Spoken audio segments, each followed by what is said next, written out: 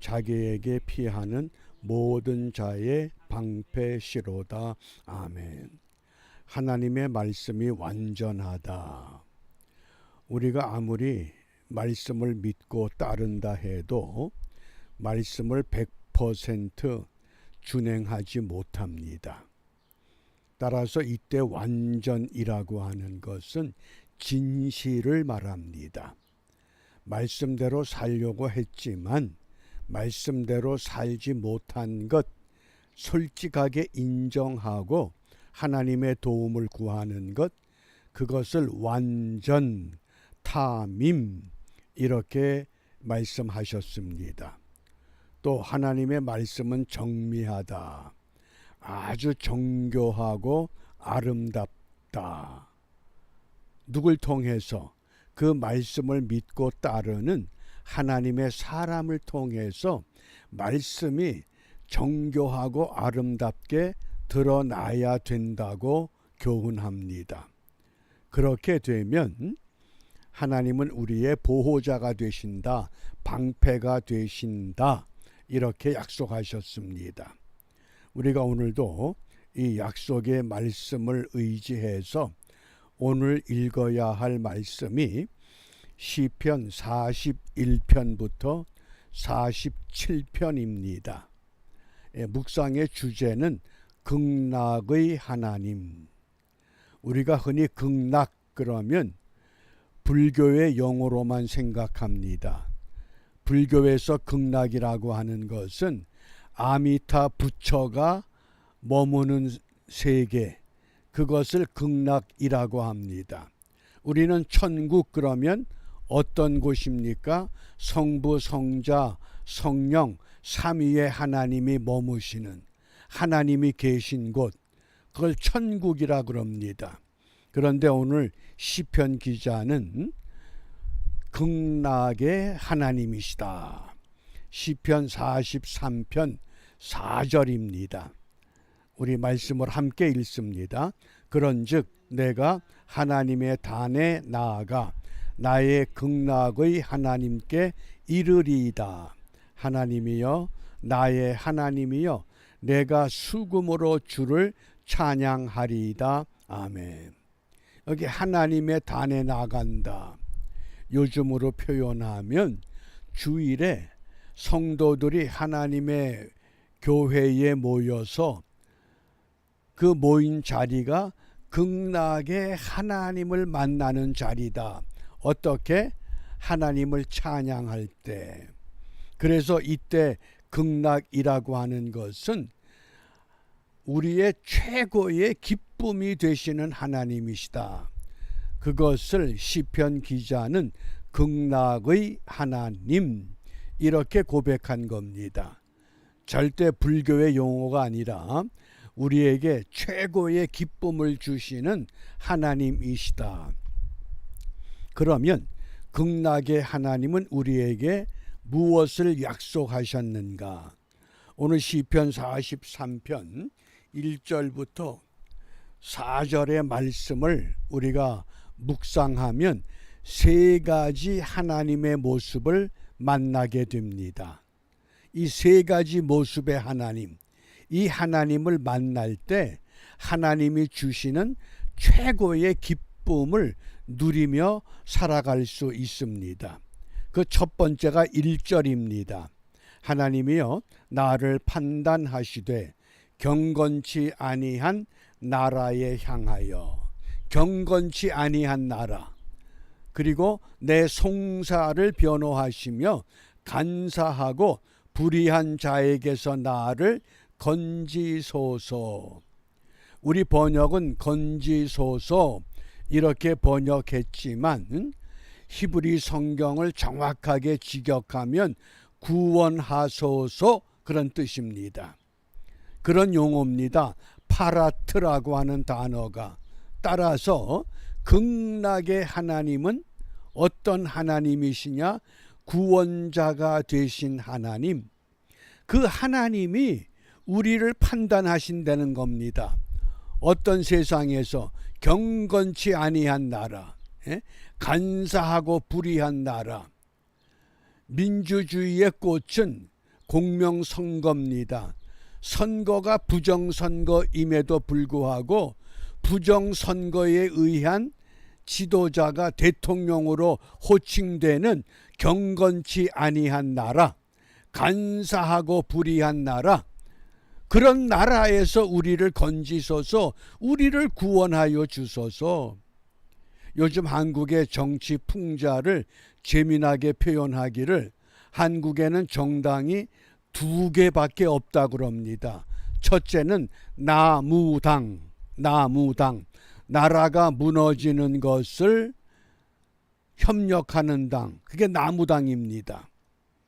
그 다음에 나바당, 나라가 무너지는 것을 바라보고만 있는 당.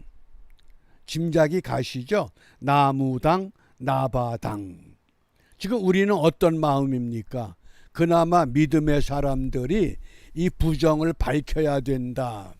그래서 맨하탄의 그 타임스퀘어에 그 짧은 부정선거 그 막대한 예산을 들여서 협력하여 광고할 정도가 지금 됐습니다. 더 이상 나라가 무너지는 것을 정당 정치로는 기대하지 못하기 때문에 뜻있는 사람들이 일어나야 되겠다. 우리가 호소하자. 왜? 내 송사를 변호하시며 우리가 이것을 제기하지 않으면 하나님이 건져주시지 않는다고 하는 것을 깨닫기 때문입니다. 구원자가 되시는 하나님. 그 다음에 2번째 2절입니다. 주는 나의 힘이 되신 하나님.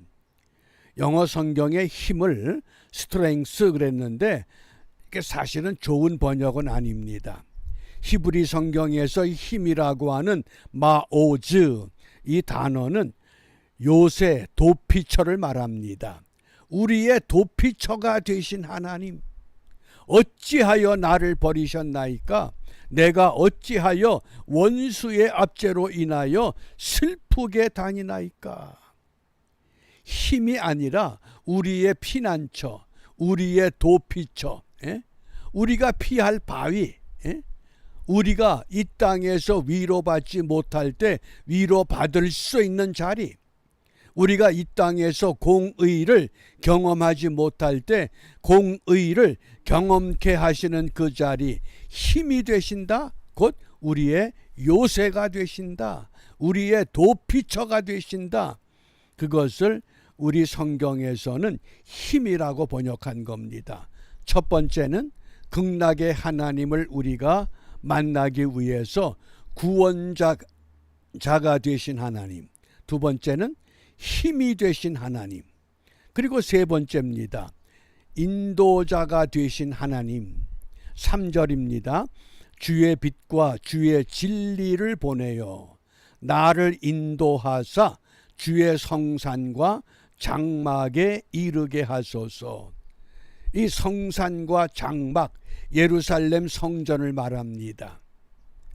성전 예배의 제사에 참여하기 위해서 먼 곳에 있는 하나님의 백성들이 예루살렘을 향해서 오게 됩니다. 그 오는 여정이 평탄하지 않습니다. 주일마다 함께 모여 예배할 때 예배하기 위해서 오는 성도들의 발걸음이 편한 발걸음이 아닙니다. 우리가 다녔던 그 거리에 얼마나 많은 이 세상에서 경험하지 못할 사건과 사고와 위험이 얼마나 질비하게 우리를 유혹합니까? 그걸 다 딛고 우리를 인도하셨다 그랬습니다. 이 인도한다고 하는 나하흐라는 히브리 단어, 욥기 12장 23절에서 정확하게 번역했습니다. 사로잡힌다, 그런 뜻입니다. 내가 사망의 음침한 골짜기를 다닐지라도 나를 사로잡아서 어떤 때는 안으시고 어떤 때는 업으시고 어떤 때는 동행하시고 어떤 때는 뒤에서 밀고 어떤 때는 앞에서 끌어당기면서 인도하는 것, 그것이 나하 흐렌 단어입니다. 첫 번째는 구원자가 되신 하나님, 두 번째는 도피처, 요새 힘이 되신 하나님, 세 번째는 사로잡아 주시는 하나님, 인도자가 되신 하나님. 그 하나님을 만나게 될 때 그 하나님께서 오늘 저와 여러분의 어떤 하나님? 극락의 하나님, 이 땅에서 누릴 수 없는 최고의 기쁨과 감사를 느끼게 하시고 깨닫게 하시는 하나님이십니다. 얼마나 더운지 밤 12시 반에 깼습니다. 온 몸에 땀이 질비합니다. 그런데 이 말씀을 묵상하면서 마음에 참 평화를 누립니다. 얼마나 좋은지 모릅니다. 여러 사람들이 타지방에서 카톡을 보내면서 목사님 더운데 어떻게 지내세요? 그런데 그런 위로보다도 더 좋은 위로. 왜? 극락의 하나님을 내가 찾았기 때문에 어떻게 구원자가 되시고 힘이 되시고 인도자가 되시는 하나님, 그 하나님은 우리 예수님 십자가에서 나의 하나님 나의 하나님 어찌하여 나를 버리셨나이까? 버림받았습니까? 아닙니다.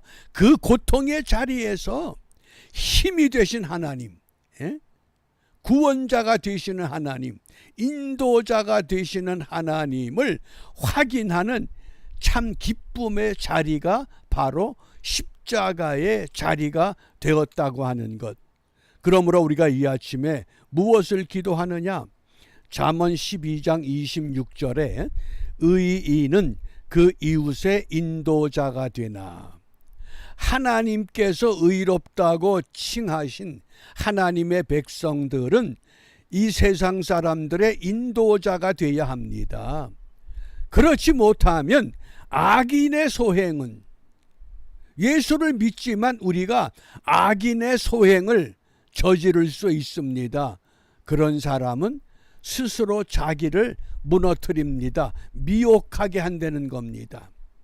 그러므로 이 아침에 천성을 향한 올바른 인도자로 세워주시옵소서. 오늘 이 무더위 속에서 내가 있는 그 자리가 천성을 향해서 이정표가 되는, 세상의 소금과 빛이 되는 축복의 하루를 넉넉히 감당하는 복된 하루가 되시기를 바랍니다. 기도하겠습니다. 은혜가 풍성하신 하나님 감사합니다.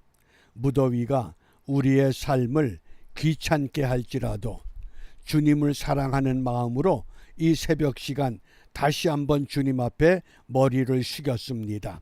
저희 머리 들기 전에 구원자가 되신 하나님, 요새와 피난처가 되어 힘이 되신 하나님, 우리를 사로잡아 인도자가 되신 하나님, 극락의 하나님을 우리가 함께 만나며 그 하나님과 더불어 세상에 나아가 천성의 올바른 이정표로 세워질 수 있도록 우리 모두를 축복하여 주시옵소서. 주님께서 가르쳐 주신 기도로 함께 기도합니다. 하늘에 계신 우리 아버지, 아버지의 이름을 거룩하게 하시며 아버지의 나라가 오게 하시며